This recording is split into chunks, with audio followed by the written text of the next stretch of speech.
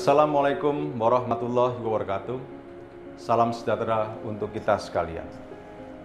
Kepada masyarakat Kota Palembang, kami dari Satuan Lalu Lintas Polrestabes Palembang menyampaikan bahwa sesuai dengan program dan kebijakan pemerintah tentang penyediaan kegiatan mudik Lebaran tahun 2021, maka akan ada kegiatan penyekatan atau pembatasan arus mudik yang dilakukan di seputar Kota Palembang pada tanggal 6 sampai dengan 17 Mei tahun 2021.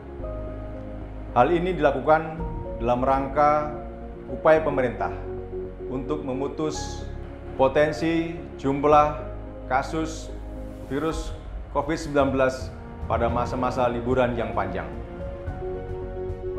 Mari kita dukung program pemerintah untuk tidak melakukan kegiatan mudik pada tahun ini.